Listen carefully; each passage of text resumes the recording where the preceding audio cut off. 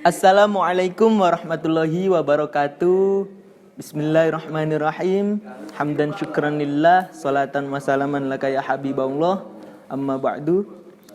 Selamat malam dan salam sejahtera untuk kita semua. Kembali lagi di program Santri dan Kopi di channel Baitus Salam TV yang diinisiasi oleh teman-teman dari PKPP IPNU IPPNU Pesantren Baitus Salam. Kali ini Santri dan Kopi bertema santri memburu beasiswa. Nah, hari ini santri itu harus punya pendidikan yang tinggi. Namun seringkali biaya menjadi penghalang. Oleh karena itu, pada malam hari ini, pada kesempatan ini kita akan membahas tuntas semuanya gimana sih agar kita itu bisa dapat beasiswa. Nah, di samping saya ini sudah hadir seorang pemateri yang luar biasa, beliau rekan Muhammad Yuda Bakti. Selamat malam. Siap, selamat malam. Beliau merupakan Direktur BSCC IPNU Kabupaten Jombang. Gimana kabarnya, Mas? Alhamdulillah sehat. Mas Adib sendiri gimana? Alhamdulillah sehat. Puasanya masih clean sheet ya, Mas ya? Clean sheet apa clean sheet? Ya, kalau puasa sih ya set gitu. Enggak boleh bolong, enggak ada tambal puasa, enggak ada. Adanya tambal ban. Amin. Semoga enggak bohong. Aman.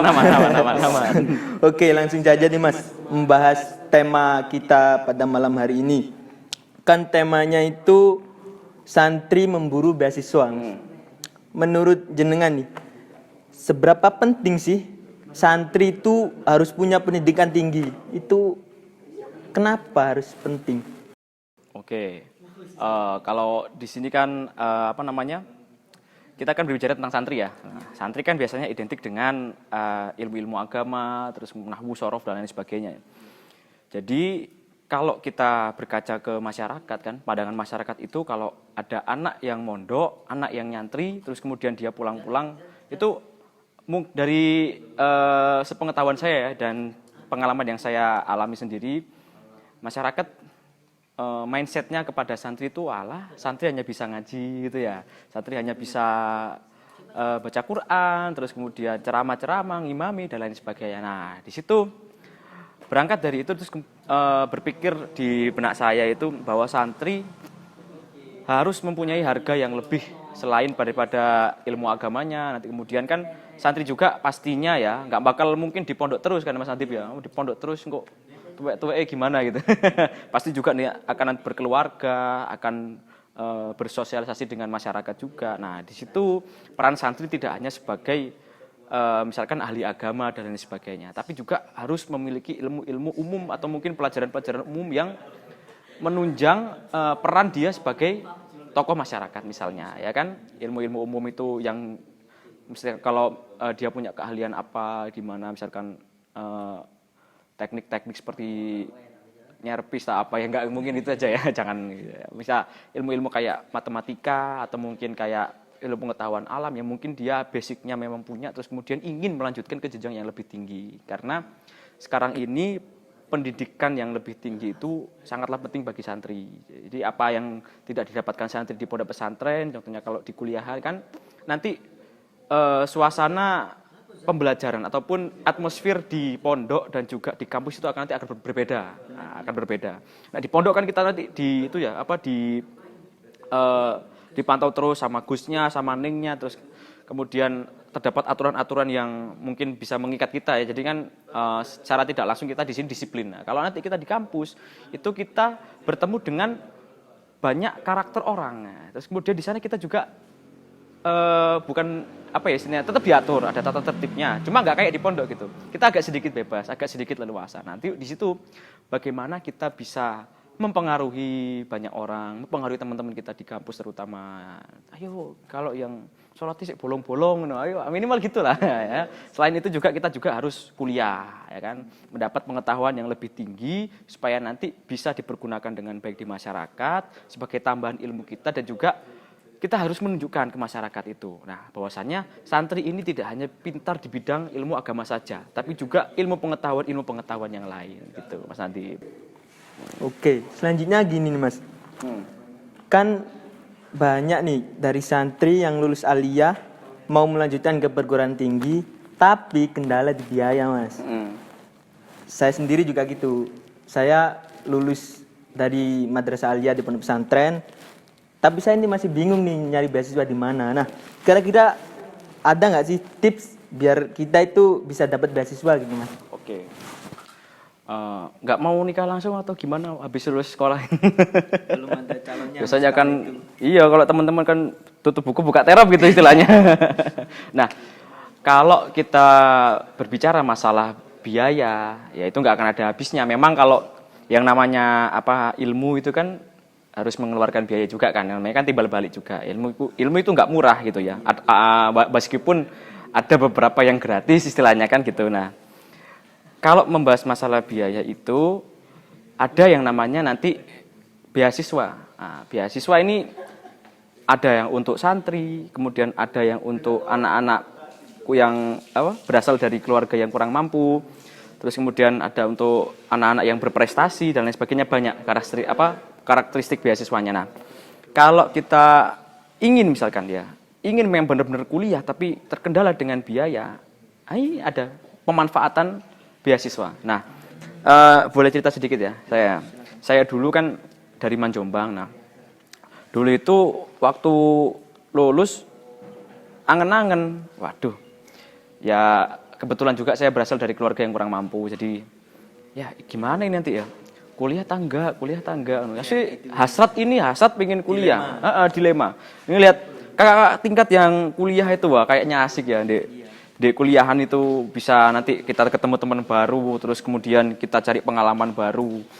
Ya, istilahnya kalau di kuliah itu lebih ke pengalaman itu banyak sekali. Ya hanya di dalam ruangan kelas, tapi juga di organisasi-organisasi UKM kalau istilahnya ya. Kalau di sekolah kan ekstrakurikuler, kalau di sana UKM, unit kegiatan mahasiswa. Nah, itu nanti jaringannya juga lebih besar. Skala kabupaten, skala provinsi, ataupun bahkan skala nasional juga. Jadi kita bisa nambah banyak teman, nambah banyak pengalaman, nambah banyak jaringan. Nah, saya pengen kuliah gitu, pengen banget kuliah, asik nih kuliah kayaknya. Cuma kembali lagi kondisi keluarga, waduh keluargaku nggak bisa nggak ya kita kuliah? Ya, yang penting istilahnya? Kalau saya dulu diajari dengan guru agama saya itu niat. Segala sesuatu itu diawali dengan niat dan pasti ada jalan. Niat dan juga berdoa dan juga berusaha. Dulu itu mendekati mendekati masih ujian nasional zaman dulu namanya. Kalau sekarang nggak tahu apa. Masih ujian nasional. Itu terakhir itu saya ujian nasional. Waduh, ini informasi kuliah-kuliah itu banyak. Wah, ini lumayan ini. Ada yang di UB, di UM dan lain sebagainya. Beasiswa, ada yang bidik misi dan lain itu. Nah, saya nyoba daftar yang namanya senam PTN itu ya. Senam PTN apa ya? Senam. Saya senam PTN. Gak lulus. Kemudian SPAN PTKIN nggak lulus. Waduh, ini kayaknya nggak bisa kuliah ini. Nah, tapi berhubung di situ ya namanya doa orang tua ya. Mungkin ini barokahnya doa orang tua kuat. Terus kemudian saya juga dimotivasi untuk bisa melanjutkan ke pendidikan yang lebih tinggi. Jadi ada beasiswa bidik misi. Saya nyoba tuh daftar. Ada masukan dari dosen STKIP namanya Pak Agus itu yang membimbing saya itu. Yud, ini ada beasiswa bidik misi di STKIP PGRI Jombang. Jurusan matematika, ekonomi, bahasa Indonesia sama satu lagi ya, lupa saya. Matematika, ekonomi, bahasa Indonesia PPKN. Nah, PPKN. Jadi ada 4 yang ada beasiswanya, yang lain masih belum ada beasiswanya. Nah, di situ kemudian dulu kan saya itu orangnya memang suka tantangan. Jadi matematika itu sulit. Menurut saya ya. Kalau yang teman-teman yang lain nggak tahu. Matematika itu sulit. Cuma kalau kita belajar matematika dengan bagus, dengan baik, itu akan menjadi gampang. Nah, di situ saya penasaran. Akhirnya saya nyoba sih cari-cari informasi bidik misi itu apa, terus kemudian syarat-syarat mendaftarnya gimana. Nah, kemudian saya juga cari informasi tentang STKIP. Nah, begitu saya sudah mantap, saya coba. Ya namanya kan ada doa, ada ikhtiar ya, usaha. Jadi saya nggak patah semangat di situ. Saya nyoba barangkali ini kalau rezeki saya ya alhamdulillah, kalau belum ya wes nggak apa-apa. Mungkin kita coba tahun depan gitu. Saya nyoba daftar, set, kemudian dibimbing juga sama Pak Agus itu, dan alhamdulillah beberapa bulan kemudian ada informasi saya lolos keterima beasiswa bidik misi. Waduh, alhamdulillah. Bidik misi itu udah kuliahnya gratis, terus kemudian ujian-ujiannya gratis, dibiayai semua sama pemerintah. Plus dapat uang saku tiap bulan. Jadi tiap bulan ini saya nggak usah minta orang tua. ada uang sakunya. Kalau zaman dulu saya awal-awal masuk itu masih 600.000 per bulan. Jadi satu semester totalnya 3.600.000. Itu udah masuk ke uang pribadi kita. Jadi kalau uang kuliah ada sendiri nanti. Jadi kalau teman-teman yang lain yang non beasiswa itu bayar semesteran, terus kemudian nyetak kwitansi UKT gitu. Kalau saya hanya perlu SK bidik misi. Nih, udah gratis itu. Alhamdulillah itu. Jadi apa ya istilahnya?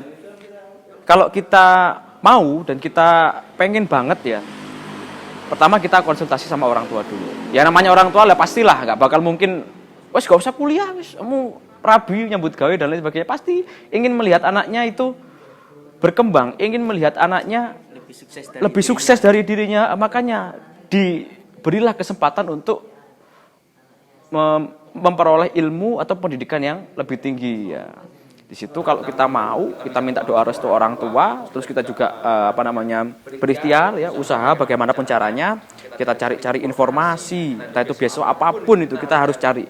Jangan bosan-bosan untuk mencari informasi. Apalagi sekarang ini kan banyak teman-teman ataupun santri-santri yang mau lulus di pondoknya itu kan udah pegang HP ya. Nah, itu silakan itu dicari di situ. Apalagi sekarang ini pendidikan memang sangat digencarkan. Jadi banyak kampus-kampus apalagi kita di Jombang ini ya. Di luar Jombang juga banyak.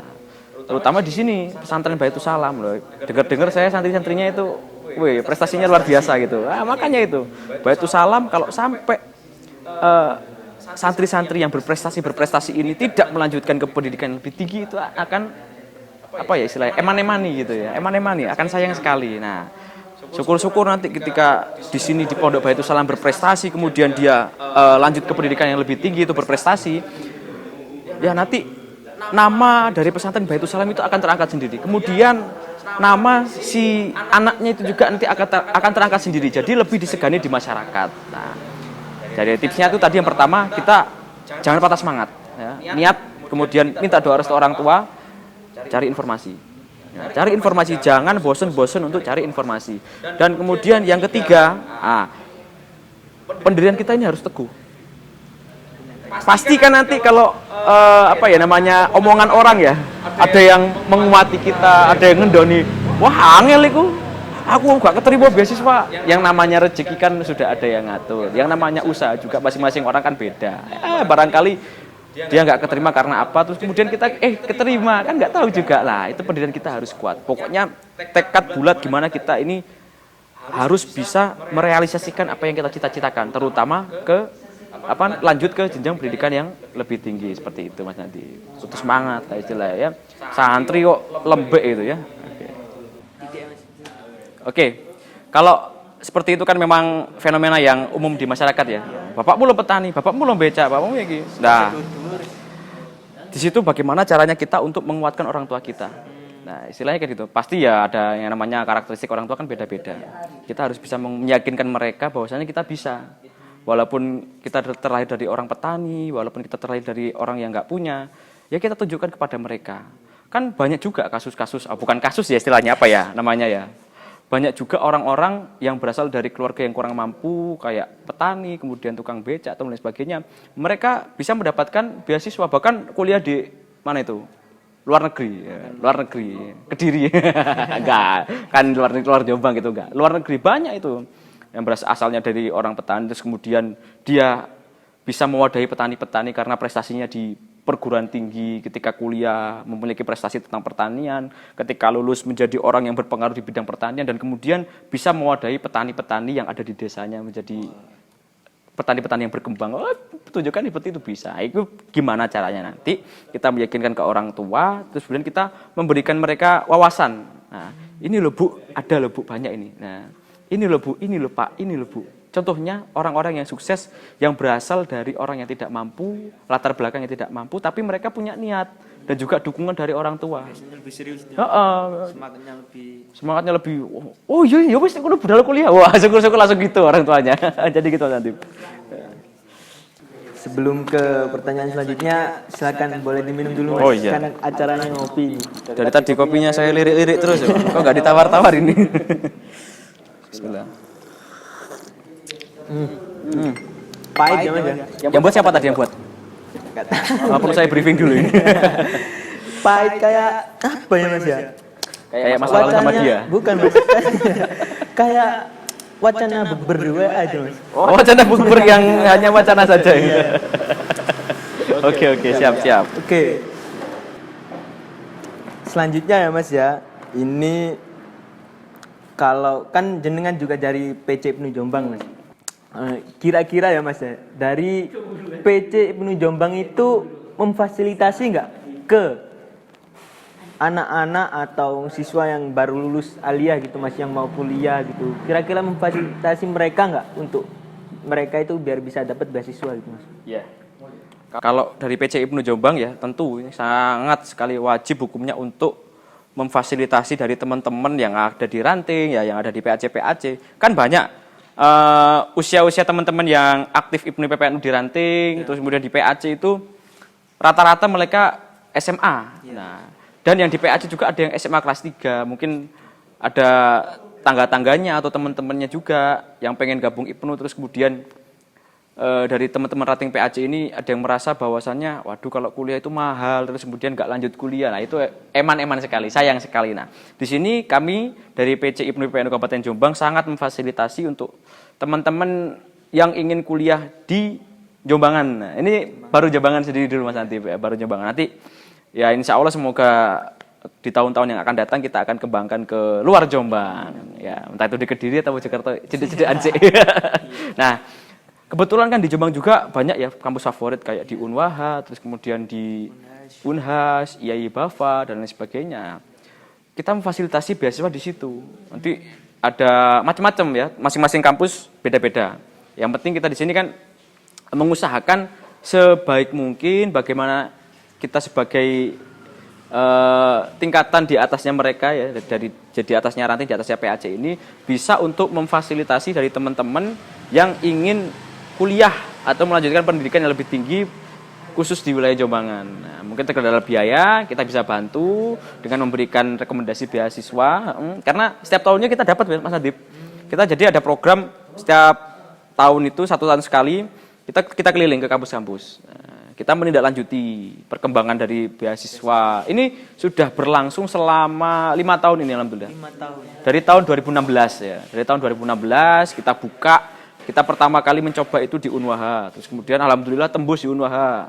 Selama 2 tahun lagi kita tembusin lagi di IAI Bafa, kita tembusin lagi di Undar, kita tembusin lagi di At-Tadzib Ngoro dan lain sebagainya. Nah, ini alhamdulillah ada beberapa kampus juga yang kita belum bisa untuk masuk, tapi insya Allah sebelum masa khidmat saya berakhir, karena cuma 2 tahun ya, tahun ini terakhir, jadi tahun ini terakhir, nanti Desember kita sudah demisioner. Kita usahakan untuk menembusi beasiswa yang ada di Undar dan di Unibdu sama di Unhasi, itu 2 yang belum. Nah, jadi macam-macam kampus berbeda beasiswanya, itu tergantung dari minat teman-teman. Kita hanya bisa mengedukasi, terus kemudian kita memfasilitasi juga. Mungkin monggo kalau mau kuliah langsung saja hubungi saya, itu ya. Nggak usah takut biaya, nggak usah takut itu tetek bengek dan lain sebagainya ya. Karena tergolong istilahnya contohnya kalau di Unwaha ya Mas Antip ya, itu beasiswa misalkan bayar 8 juta itu sampai lulus. Jadi wis nggak usah bayar tiap semester. Kalau biasanya kampus-kampus kan bayar tiap semester berapa, 2 juta di total sama UTS, UAS, praktek, KKN dan lain sebagainya, skripsi paling ya 20 jutaan, 16 jutaan gitu, 16 sampai 20 jutaan lah rata-rata seperti itu. Nah kalau di Unwaha ini 8 juta sampai lulus. Itu salah satu contohnya beasiswa. Bukan berarti saya promosi juga ya. Enggak. Jadi hanya memberikan info kepada teman-teman yang ada di PAC ataupun di ranting ataupun di komisariat yang pengen lanjut. Nah, beasiswanya kita menyediakan sekali. Monggo kalau mau daftar monggo. Tapi ya cepat-cepatan. Masalahnya pendaftaran kan ada batas waktunya. Jadi benai banben akhirnya gak kelakon daftar, batas waktunya habis, ditutup, ya sudah. Ya.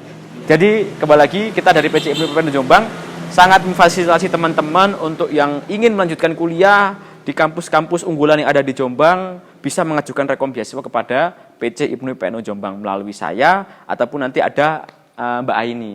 Mbak Aini itu partner dinas itulah ya, yang sama-sama juga menangani di beasiswa. Gitu Mas Natib. Kalau partner hidup Mas udah ada. Wah, itu partner hidup itu saya masih di itu ya, masih nyantol kayaknya itu. Nggak tahu di mana. Masih belum lah, masih pengen lanjut juga saya, masih pengen lanjut ke S2. Alhamdulillah kan sekarang kemarin baru wisuda. Walaupun online ya. Jadi online di benak Dewi. Itu Muhammad Yuda Bakti, seret. Ya. Oke, gitu aja Mas Natib. Oke, yang terakhir nih Mas. Siap.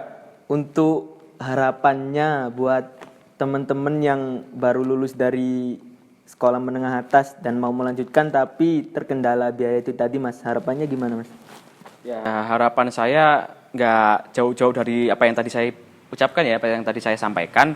Bahwasannya saya juga kalau misalkan dari teman-teman yang sudah lulus dari aliyah ataupun SMA atau tingkat setaranya itu ya, terkendala dengan keadaan orang tua, terkendala dengan ekonomi. Ya saya juga sama, kita juga sama, kita sefrekuensi, kita satu server gitu istilahnya. Nah, jangan berkecil hati, jangan putus asa, jangan putus semangat.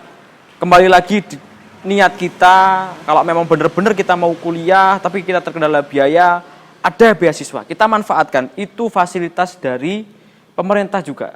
Ya. Ada beasiswa yang dari pemerintah, ada yang dari kampus itu sendiri, atau mungkin dari lembaga-lembaga lain, itu sangat banyak sekali.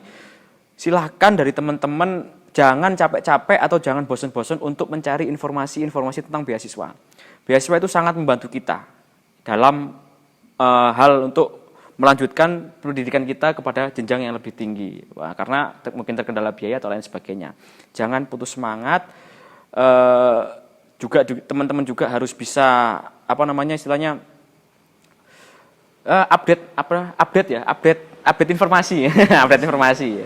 Soalnya kan udah pegang HP semua, udah pegang gadget semua. Ya minimal jangan dibuat YouTube atau nge-game doang atau WA sama cemewewnya itu ya. Scroll, lihat-lihat info-info beasiswa, lihat-lihat di websitenya Kemendikbud, Kemeristekdikti. Ya apa sih beasiswa yang sekarang ini ya? Itu cari info-info, cari itu. Jangan takut untuk mencoba, itu saja. Jangan takut untuk mencoba. Nah, misalkan di sini kita gagal nyoba, oke, masih ada jalan yang lain. Beasiswa enggak satu tok. Nah, banyak beasiswa yang lain. Coba. Istilahnya jangan takut untuk mencoba dan jangan putus asa. Mari coba gagal, kemudian ngelimpur semua aku megah jangan ya. Masih banyak cara yang lain gitu. Nah. Subhanallah. Materi yang sungguh luar biasa mengenai pentingnya pendidikan tinggi, tips mendapatkan beasiswa dan beasiswa yang ada di PC IPNU Jombang. Semuanya sudah dikupas tuntas oleh pemateri kita yang sangat luar biasa. Terima kasih Mas. Sama-sama. Dan yang terakhir, jangan takut mencoba dan jangan putus asa. Sekian dari kami, kalau ada kesalahan kata mohon dimaafkan. Wassalamualaikum warahmatullahi wabarakatuh.